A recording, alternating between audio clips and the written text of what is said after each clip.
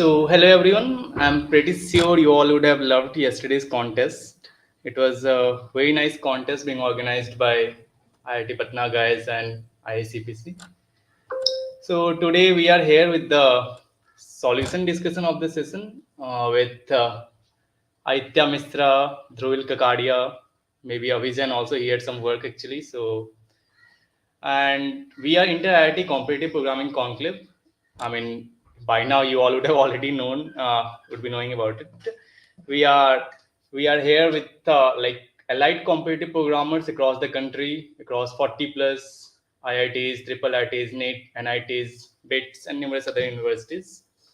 Me, Ayush, with my colleague Saitya Misra from IIT Delhi, Goris Baliga, and several other team members are here to invite you with this very interesting camp. It's a camp for 2 months, and this was the first contest. The I didn't expect so many students getting such uh, I mean, results in the contest. Like we had to choose 50 students from this contest. There will be a second contest in which we'll choose another 50 students, and total of 100 finalists will be participating in the final contest around August. We have two sponsors, AlgoZenith, which is the premium platform for internship and placement preparation. All of this would not be possible without our sponsors. These are AlgoZenith has several comprehensive programs like DSA development, competitive programming, projects, resume building, and referrals. Even students from Tier 3 colleges and non-circular departments at IITs have secured positions at top tier companies. We had a session by Vivek Gupta sir. He took DP session for us. Very interesting session. You should watch it. We have second sponsor 0xPPL, which empowers the next generation in crypto and Web3. You all know how important Web3 is right now. Founded by Prasna Sankar, who earlier the founder of Rippling. He was earlier rank one in India in top coder ACM ICPC code jam. At the age of 18, 0xPPL has hired several ICPC world finalists. So you are passionate about competitive programming, please do reach to him. He's very nice and humble guy, and he has just shared his mail ID prasanna@0xppl.com. You can connect to him for internship opportunities or even placement. So today we will have Aitya Misra and Dhruvil Kagadia being will be taking this session. They will be discussing the contest. I think the contest was very fun. At least till A, B, C, D, I feel most of you would have solved. I think B was pretty much brute force and all. So we can start the discussion. Dhruvil will join after maybe E, F, G mostly he will take. Okay. Aitya, so we can begin with the lecture. Hello, am I audible? Yes, you are. Hello. Okay. So the review we mostly got about yesterday's contest was that problems B and D were not good in the sense that they were guessworks. You didn't have to think much. You had to guess one possible uh, algorithm which apparently worked. uh, and a lot of people solved D. So it was not like a typical div 2 where mostly there is people solving ABC and then the number decreases for D and so on. Uh, and G was so difficult that no one in India was able to solve G. So let's begin by discussing problem A. This was a typical constructive problem where you had to construct some form of an array which was satisfying certain conditions. So what you had to do was that given an integer n, you had to construct an array such that every integer at the uh, at a position I was divisible by I and see these conditions.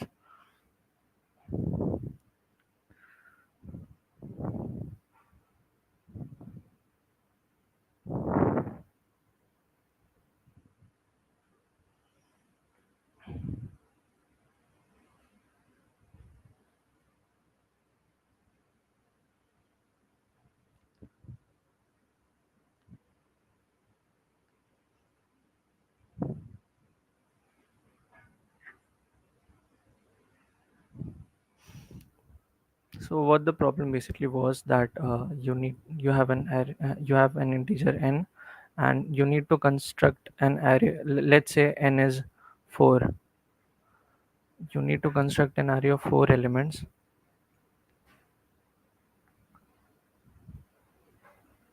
such that 1 divides a1, a2, a3, a4. 1 divides all of them. 2 divides a2 and a4. 3 divides a3, and 4 divides a4. So basically I divides this is the symbol of divisibility.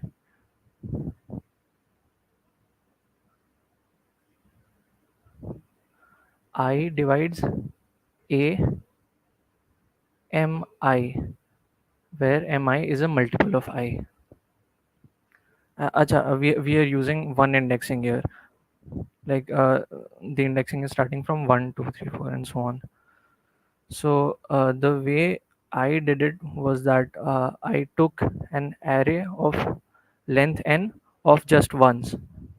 Let's say, for example, n is equal to 8.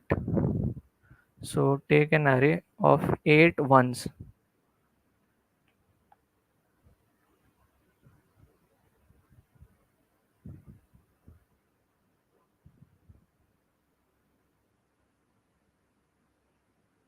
Then run a for loop uh,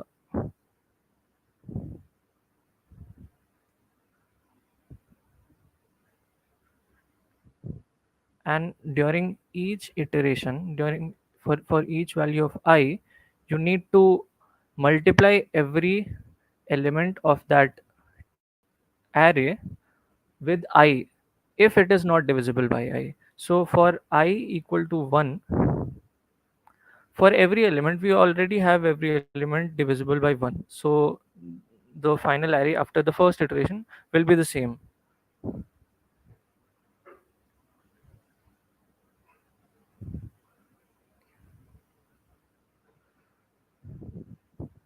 For I equal to 2, you need to multiply every other element by 2.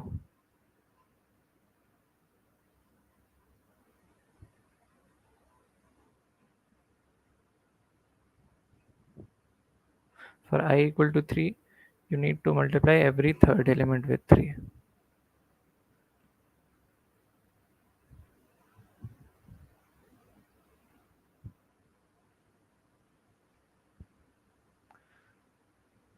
Then for I equal to 4, you need to multiply every fourth element with 4.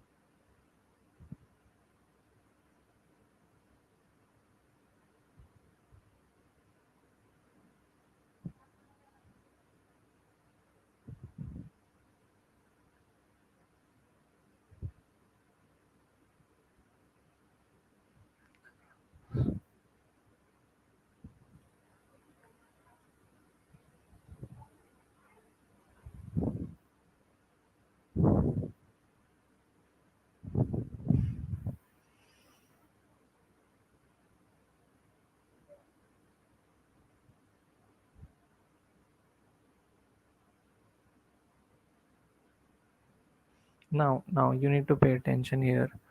Now, because the sixth element is already divisible by a factor of 6, so we don't need to multiply it by 6. We can just multiply it by 3. So this way we can satisfy the constraint that the problem has, that every element has to be less than or equal to 10 to the power 5. But I think even if you didn't do this much, like even if you just multiplied the number by 6, I think the test cases were still getting passed.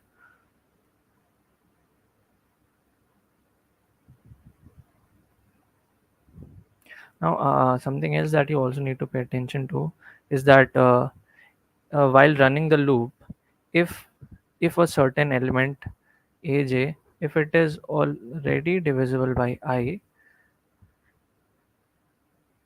if it is already divisible by I, then you don't need to multiply it by I. Like this is an easier way out than to like just see all the factors for every number. If this, then just skip. So after running the loop, you'll have a final array which will satisfy every condition, because every element will be divisible by all these corresponding indexes. So that is how a1, that is how you'll do a.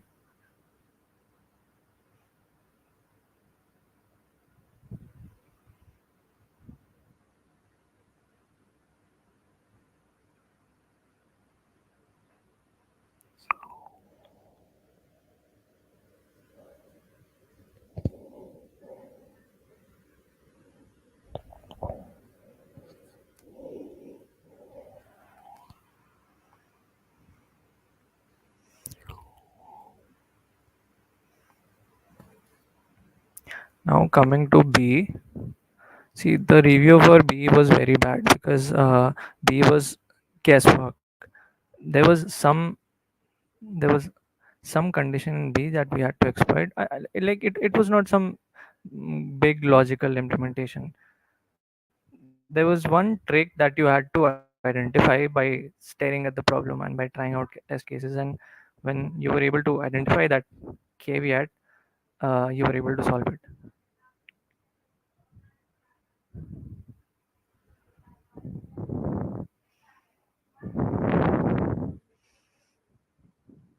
So basically what the question said was that you had two matrices, a uh, like these are rows, and b. The matrices were of the same size, n cross m,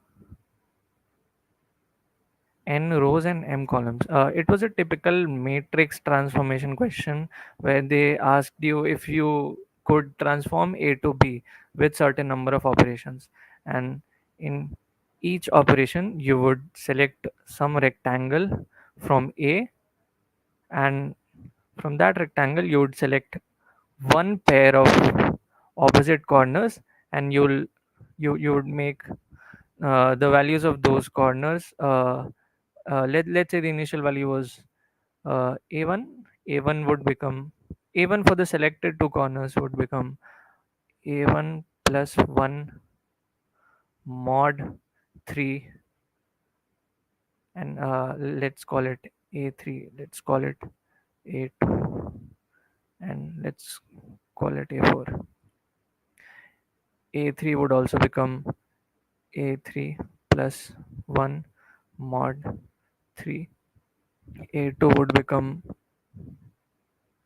a2 plus 2 mod 3.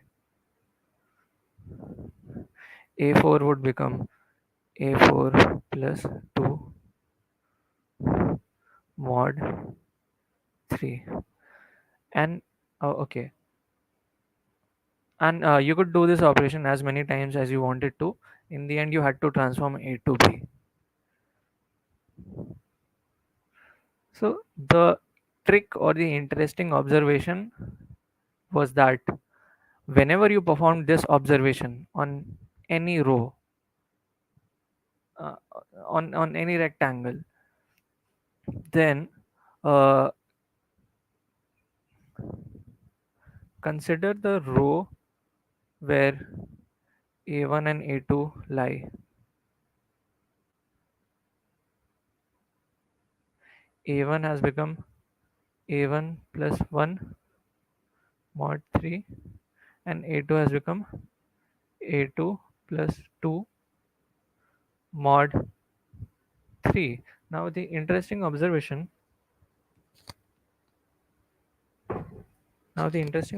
is that the sum of that row, let's call it row R, the sum of all the elements belonging to row R, this sum modulo 3 remains the same.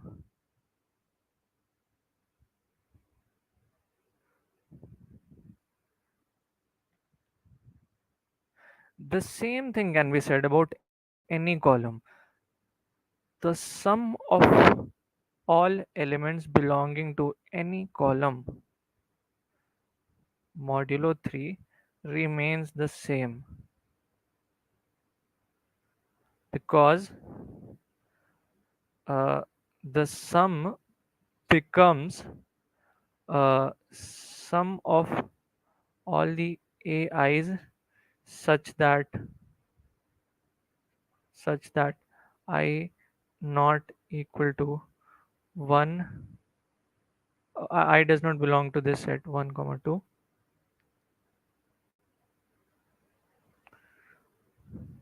The sum of these elements remains the same because they have not been changed, and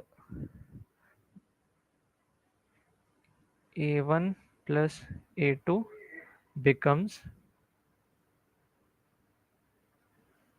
a1 plus a2 plus 3, which is congruent to a1 plus a2 mod 3. So basically the sum of every row modulo 3 remains the same. So now comes the obvious deduction, that if after every observation, if after every operation the sum of any row modulo 3 does not change, then different rows different rows of if different pairs of rows of a and b have different sum modulo 3, then they cannot be made to be equal. Let's say row r1 of a was equal to sum x1 mod 3, r1 of a was equal to sum x1 mod 3,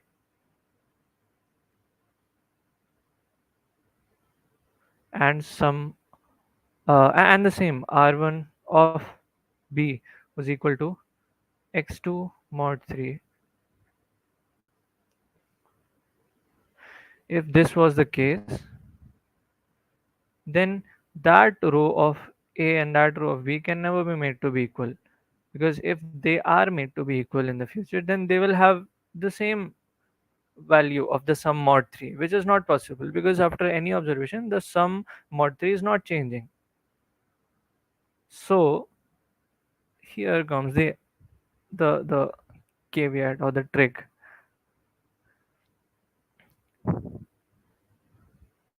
For every row, if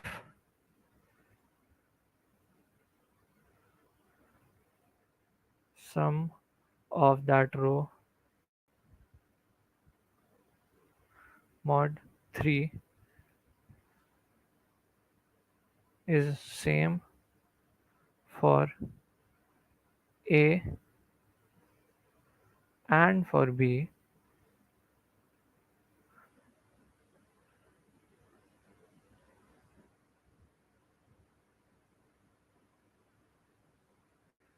they can be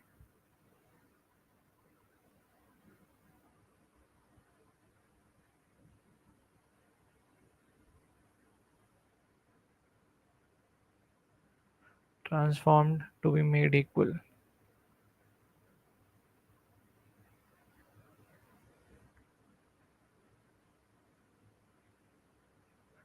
Same thing goes for each column.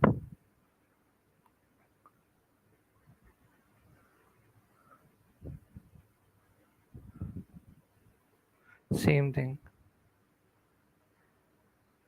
Now, people were not able to guess this. What made people take so much time in this problem was that they were trying out simulations. They were trying to find certain algorithms which they will use to update the elements of matrix A so that it becomes equal to matrix B. But since they were not able to think of such an algorithm, they took a lot of time. But you just had to use this mathematical property that any element, any number plus 3 modulo 3 is equal to n modulo 3.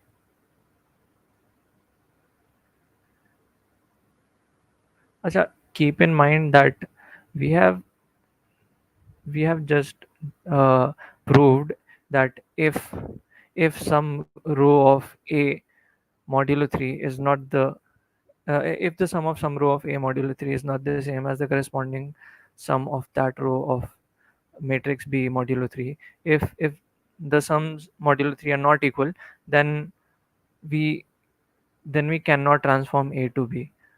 But if they are equal, then we can transform A to be equal to B. Now, why this is the case? This you have to think. The hint is that you just have to use this property, and now you need to think of why if the sums are equal, why can they be transformed into each other.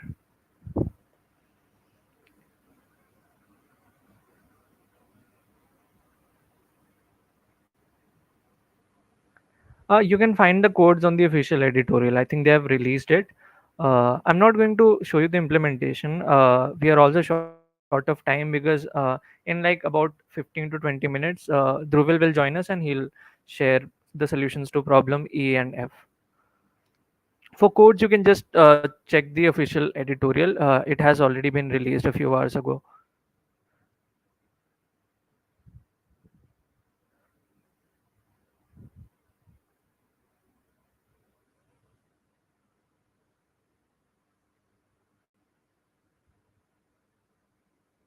Let's come to C. Now, the problem with this C was that it was not a dynamic programming problem. It was just greedy. See, even though they have used the DP tag here, but it had nothing related to dynamic programming. It was just a greedy algorithm implementation, and actually, it was brute force as well. You had to try out many cases and see which one worked. Typical Cs are not just greedy mindless implementations, but here you had to try out different cases.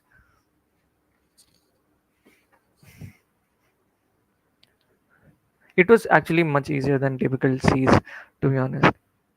It was of B level, if I have to be honest.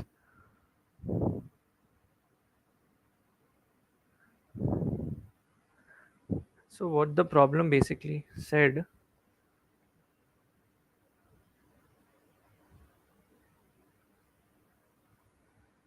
was that you have three arrays A, B, and C.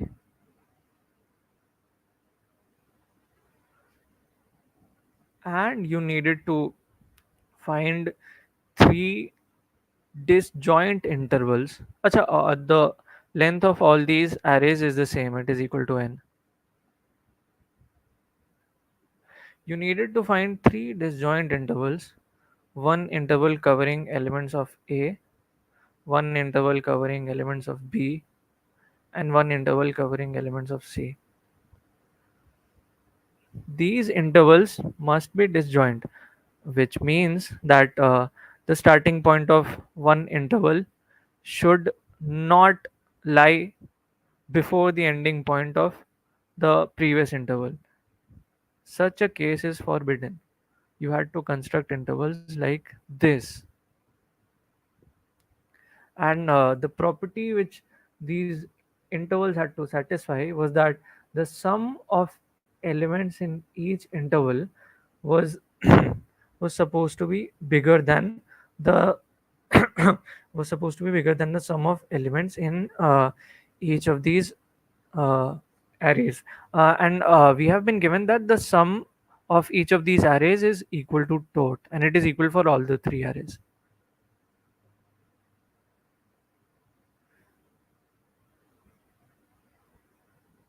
The sum of each interval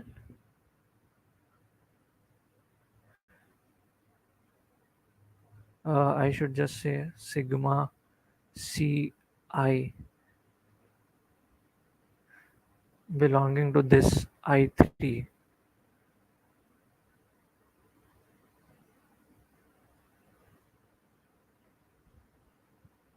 sigma ci for all I belonging to I3, they should be greater than or equal to ceiling of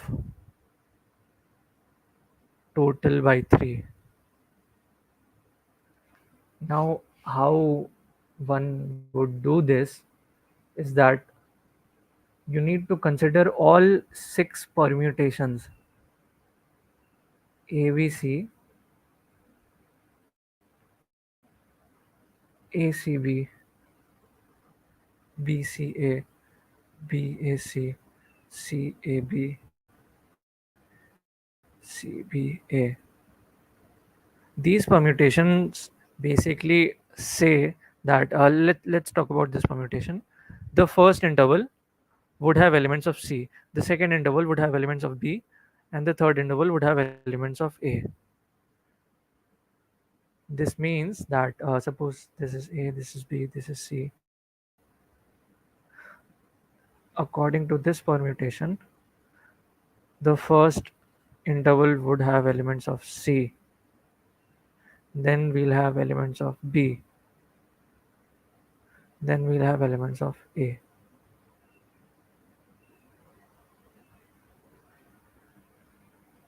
What you needed to do for any permutation, let's start from here.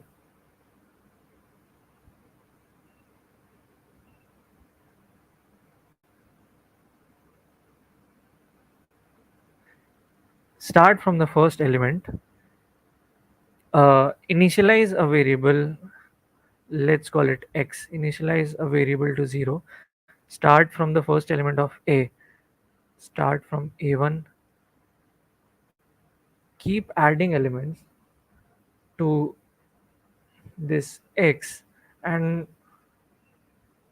stop as soon as x becomes greater than or equal to total by 3.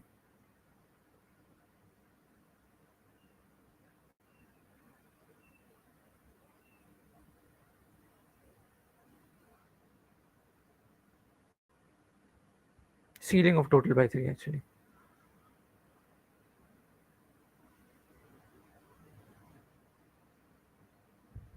While x is less than total by 3, uh, keep adding elements of A to x, and as soon as x becomes greater than or equal to total by 3, you need to close this interval and switch to the next array. Then again initialize x to 0 and keep doing the same thing, keep adding elements of B, and when you'll have the value of x greater than or equal to 2 by 3, you need to switch to C. Now it is possible that you do not have an end to, let's say, B. It is possible that uh, while adding elements to x, when you are iterating over B, the sub array, this interval never closes. Let's say you reach the end of B and the sum x is still less than ceiling of total by 3. Now in this case, we need to conclude that this permutation ABC does not satisfy the given conditions for construction of a sub, or for constructions of intervals for any possible construction. Now then we need to switch to the next permutation. If for ABC there is no set of intervals satisfying this, then we need to we need to switch to another permutation like BAC, and we need to do the exact same thing. Start from the first element of B, end when the sum becomes greater than or equal to ceiling of 2 by 3, then do it on A, then do it on C. So now let's say this also does not satisfy, then let's say CAB in the end satisfies this condition, and we are able to construct a set of intervals such that the conditions are satisfied, such that the sum of elements in all these intervals is greater than or equal to 2 by 3.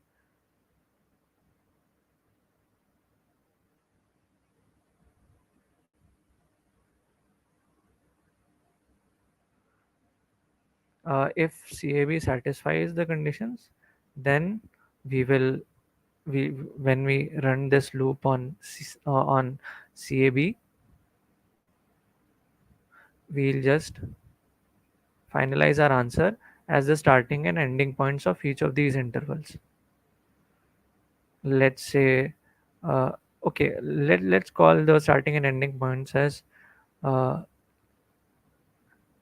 y1, y2, y3, y4, y5, and y6.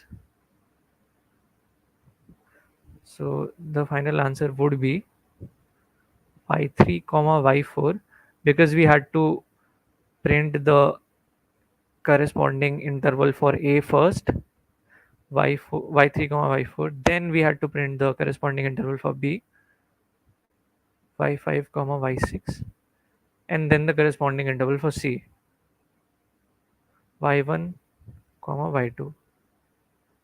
Now consider the condition where we run this loop over all the possible permutations, and for no permutation uh, do we get a set of intervals satisfying the given conditions.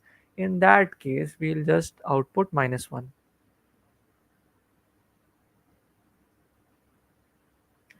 So the way I did it was I made a function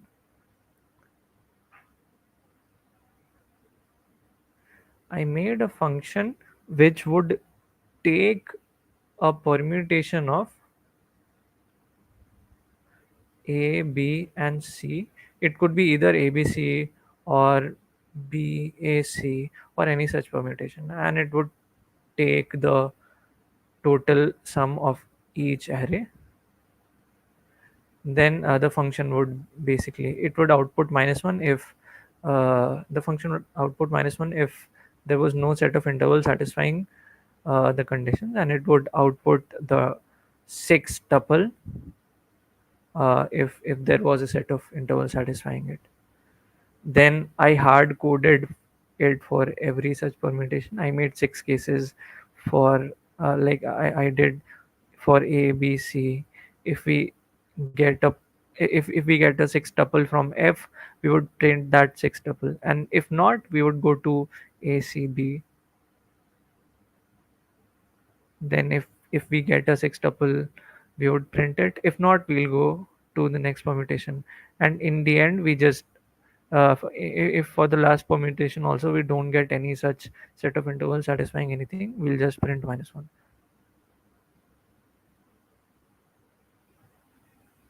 So in the end, this problem, I think the problem setters wanted to create something using dynamic programming, but I think they had a silly error because this problem turned out to be just a greedy brute force. I don't think the problem setters would have intended for it to be like this. I think it was a mistake on their part. Problem C is see if problem C is a problem on such array implementations, then it is usually hard math, not hard, maybe mid-level math or DP or some greedy algorithm implementation which would have been some difficult form of implementation. But this implementation was not difficult. It was brute force. That's the problem.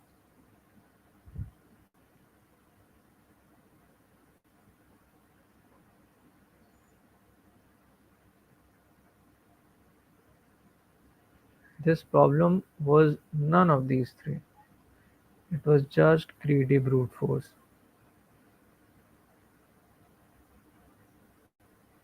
which is not typical from a C problem. But, anyways, let's move on.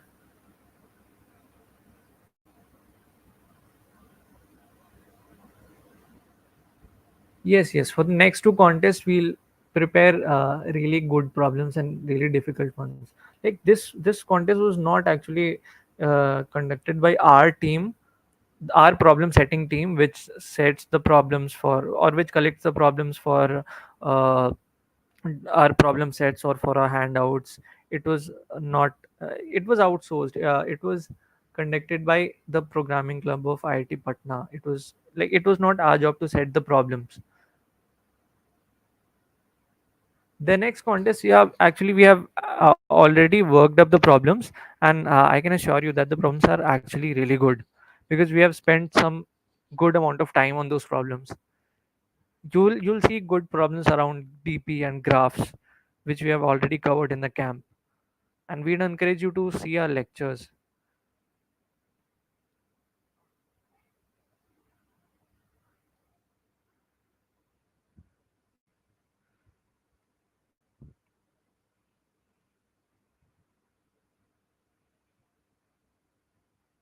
Let's move on to D.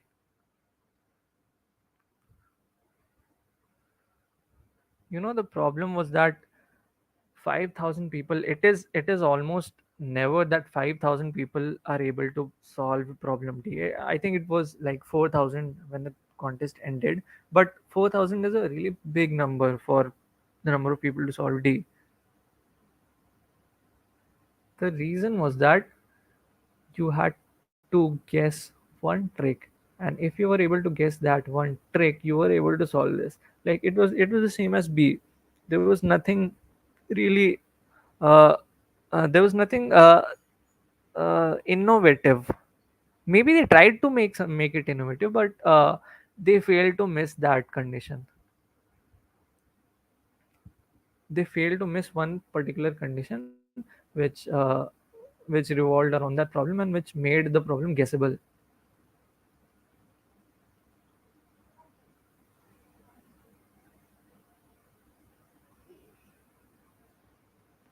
So the problem basically said that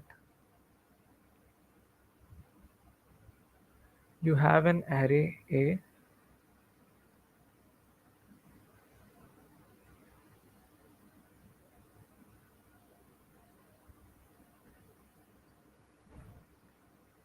and you have an array B.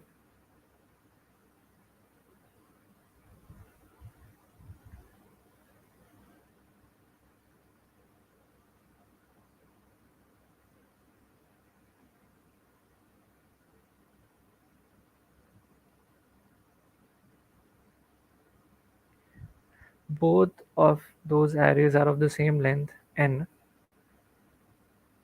and you need to do certain operations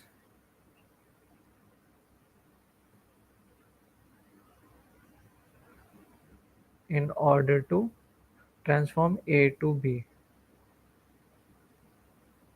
It was a typical operation and conversion of one array to the other type of problem. It was that sort of a conventional problem. Uh, Now you need to have certain observations. Observation. Okay. Let me tell you the operations as well. You need to select two indices in A, which are, let's say, distance x apart. Here x is equal to 2 because the distance is 1 and 2, and you need to swap these two elements.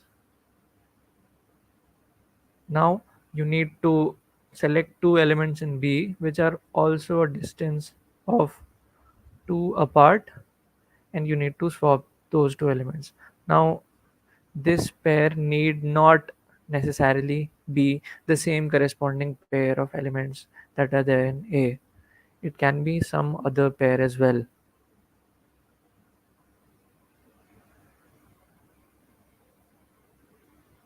Now, one observation is that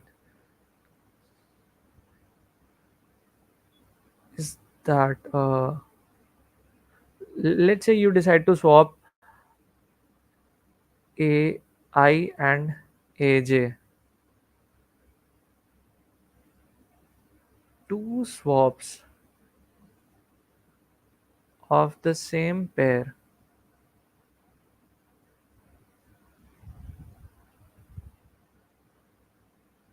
will do nothing.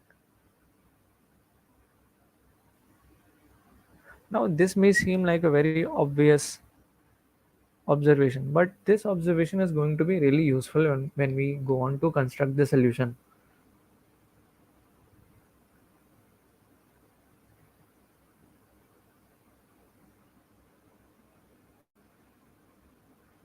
The second observation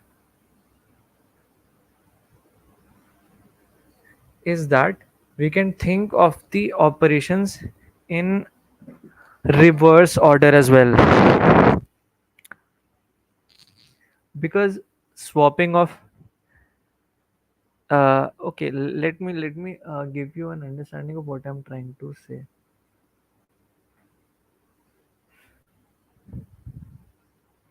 If let's say we take a and we do swapping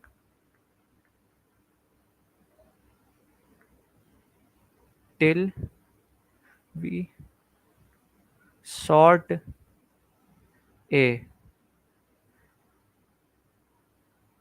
and if we do the same with b,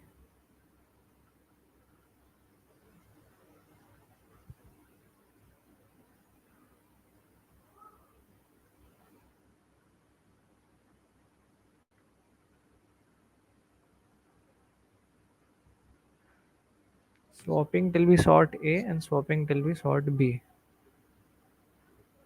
Let's say we had a here and we had b here. If after doing these operations,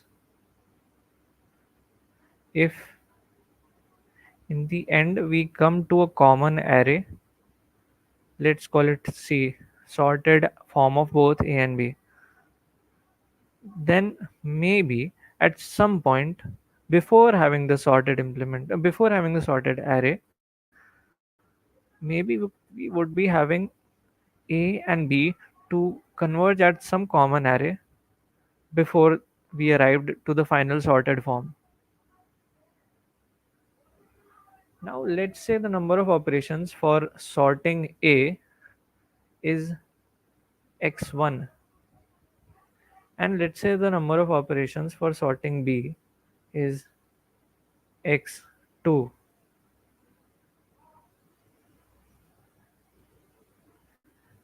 If x1 is less than x2, we could sort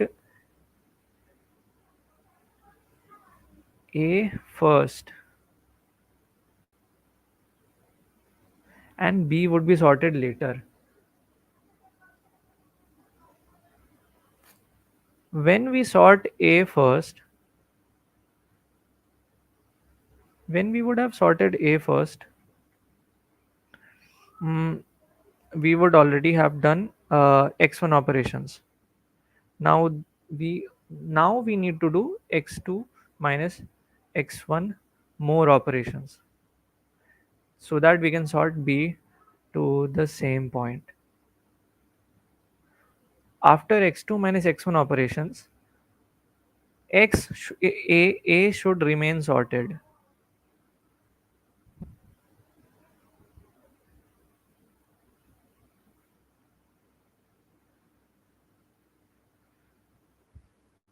Now, where is my cursor? If x2 minus x1 is odd, a cannot remain sorted.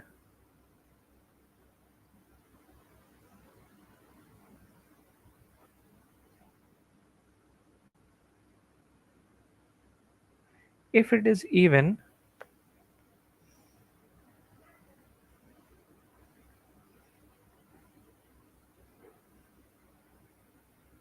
we can just swap the first and last element of A an even number of times so that we arrive at the same A, the same sorted form of A. Now, here we are using this observation that two swaps of the same pair will do nothing, it will not change anything. If x2 minus x1 was odd, then there would have been no way that after an odd number of operations we could sort A back to what it initially was, which was sorted. We can't desort. Let's have sorted A. Let's desort it and then sort it. This entire process would take even number of operations.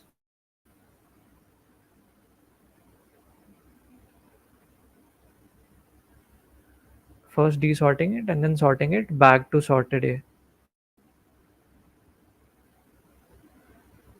So if the number of operations x2 minus x1 is odd, if this is the case, then we cannot desort and sort it back to A in x2 minus x1 number of operations. And another observation is like the obvious one: if the multi-set of A and B, if it is not equal to multi-set of B, then we obviously have a no.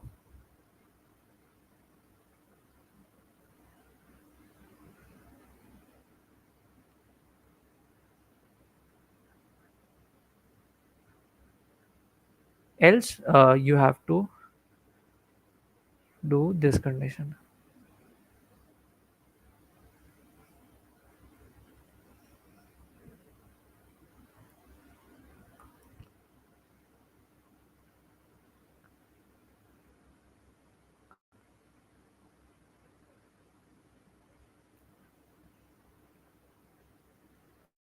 Else,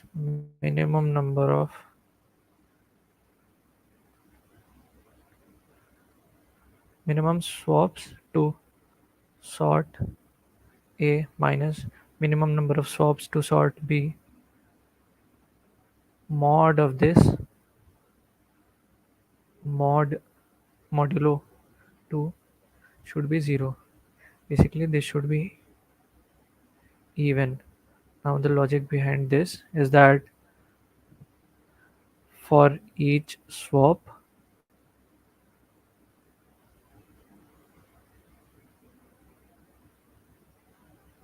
we are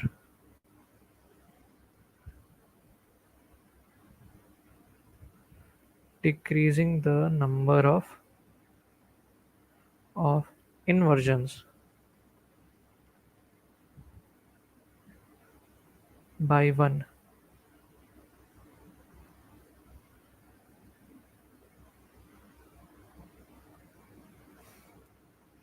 You could just implement this condition and you'll get an accepted.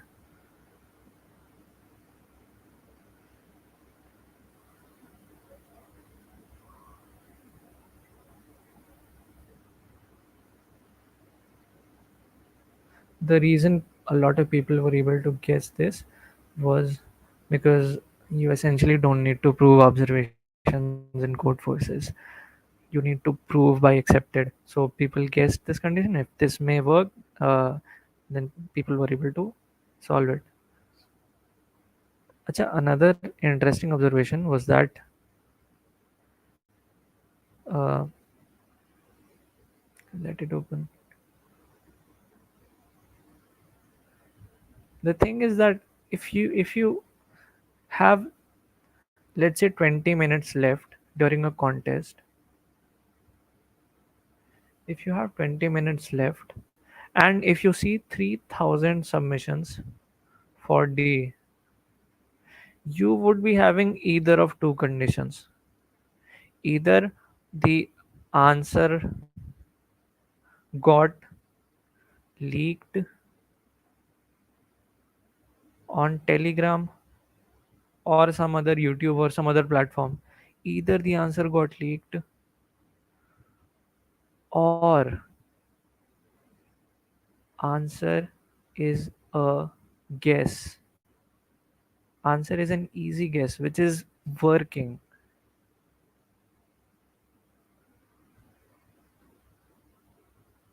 which means the problem setters were unable to uh, they were unable to identify some loopholes in the problems which made the problem easy to guess.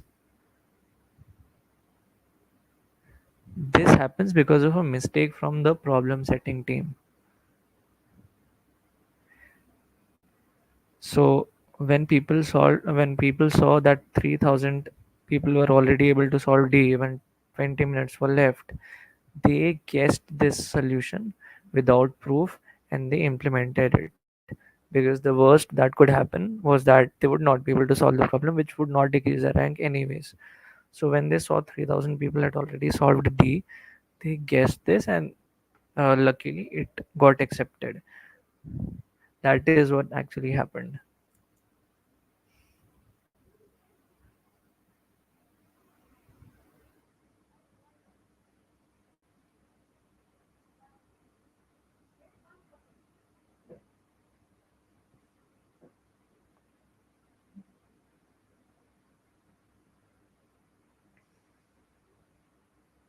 Hello chat, how many people are still there?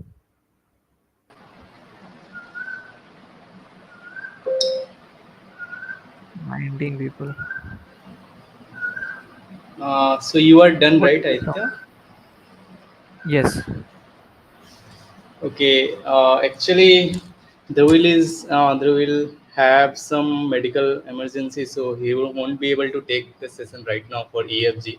We would do one complete different stream for EFG in the night. It will be fine, right? Okay. So we can mind up the session here. Fine. Okay, does anyone have any Uh, doubts for D? Doubts? Yes.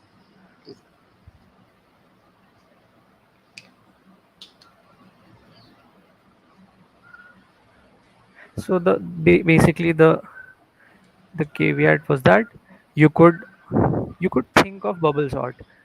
You could think of inverting pairs of elements, adjacent pairs of elements, and inverting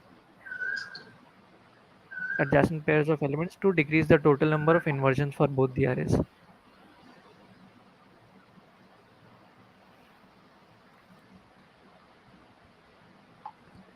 You know what an inversion is, right? Like this is an inversion.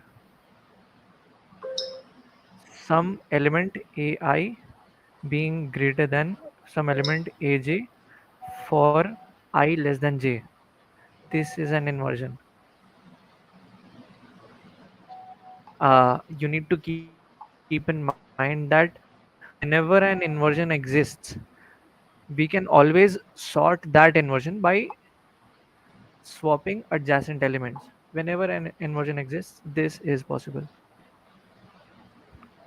So the way I implemented this was that I I made a function that obtained the minimum number of uh, swappings required to sort A for bubble sort. Bubble sort is basically an O(n) square sorting technique where you sort the string by inverting uh, adjacent pairs. So I found x1 as the minimum number of swaps required for bubble sorting A. I found x2 as the same as for doing the same thing with B, and then I did this condition: x2 minus x1 should be even. Mod of x2 minus x1 should be even.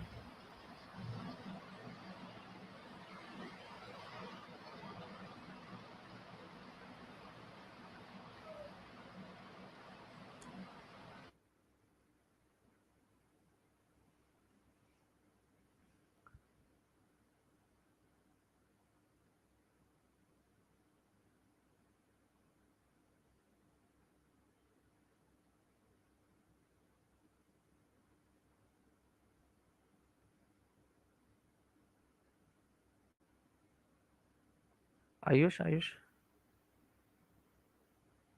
hello. Okay, does anyone have any doubts?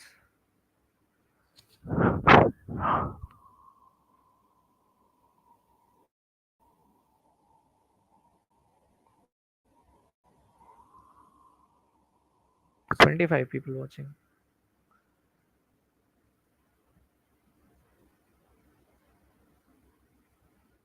Arey, I made a function that returns the minimum number of swappings required for bubble sorting the array. I did not implement bubble sort. I basically implemented a function that returns the minimum number of swappings needed for bubble sorting an array, which basically just use the number of inversions that the array has. Yes, I used a different approach. So this is the observation that whenever you have an inversion, always you can always swap one adjacent pair of elements to decrease the total number of inversions by one. So if the if the difference in the total number of inversions of A and B is even, then we can sort A and B to come to the same value. So the minimum number the minimum number of swappings would be equal to the minimum number of inversions in that sense. In that sense,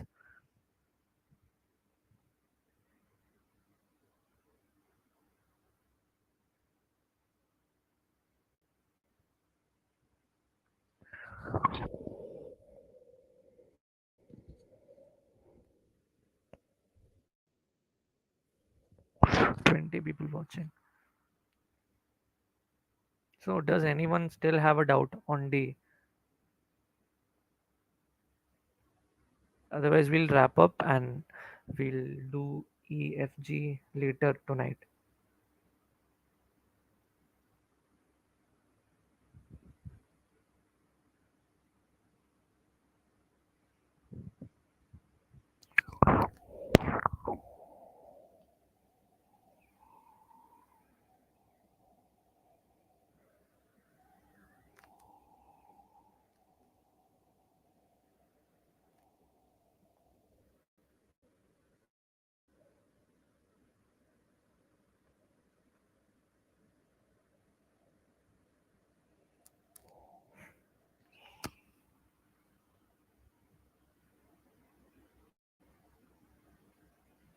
Acha, for counting the total number of inversions in any array, we use a divide and conquer approach. We basically modify the function that can do merge sort, and while doing merge sort, we calculate the number of times we need to uh, swap elements basically. So counting number of inversions takes n log n time for that approach using a modified merge sort function.